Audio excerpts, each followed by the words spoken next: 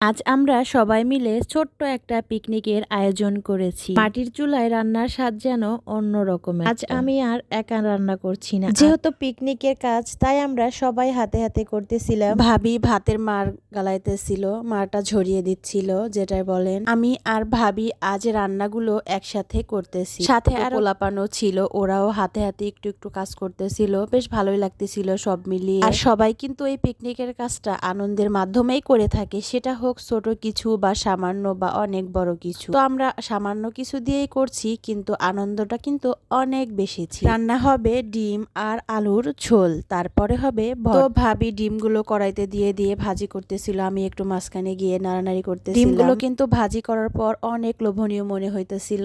আমি মাঝে মাঝে একটা করে পিকচার উঠাচ্ছি আর বলছে একটু কাজ করি, এই জন্য বারবার একটু একটু কাজ করছি। তরকারি বসিয়ে দিচ্ছি আমি, আর ভাবি মশলাগুলো সবকিছু দিয়ে দিচ্ছে, আমি একটু নেড়ে চেড়ে দিচ্ছি। যেহেতু পিকনিকের কাজ তাই দুইজন মিলে করতেছি। হলুদ, মরিচ, লবণ, পেঁয়াজ, আদা রসুনের পেস্ট যা কিছু লাগে সবগুলো দিয়ে একটু নেড়ে চেড়ে একটু পানি দিয়ে তারপরে ভালোভাবে কষিয়ে নিতে হবে, তাহলে ফ্লেভারটা ভালো হবে এবং তরকারিটা খেতে অনেক মজা লাগবে। তারপরে যে আলুগুলো ছিল হাতের সাহায্যে এরকম গলিয়ে নেওয়া হয়েছে, ওই আলুগুলো দিয়ে দেওয়া হলো। ওগুলো দিয়ে তারপরে ভালোভাবে নেড়ে চেড়ে কষিয়ে নিতে হবে।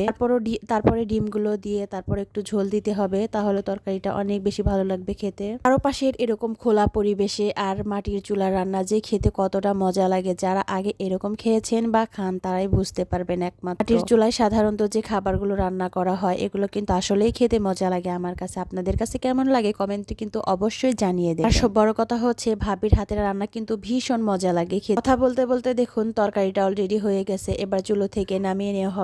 তারপর দেখুন ভর্তার জন্য কিন্তু এখানে তিসি ভর্তা হবে আজকে। তিসিগুলো ভেজে নিচ্ছে, তারপরে তিসি ভেজে নেওয়া হয়ে গেলে পেঁয়াজ, কাঁচামরিচ, রসুন, তারপরে যা কিছু দিয়ে সবকিছু ভেজে নিয়ে নিচ্ছে। ভেজে নেওয়া হয়ে গেলে তারপরে চুলো থেকে নামিয়ে নিচ্ছে। তো তারপরে ভর্তা সবকিছু রেডি করে নেওয়ার পর এবার হচ্ছে পরিবেশনের পালা। কলার পাতায় খেতে যে কত মজা লাগে, এটা যারা খেয়েছেন বা খান তারাই অনুভব করতে পারবেন। গ্রামীণ পরিবেশে এরকম কলার পাতার ভিতরে ভাত খাওয়া কিন্তু অনেকটা মজার ব্যাপার বলা যায়।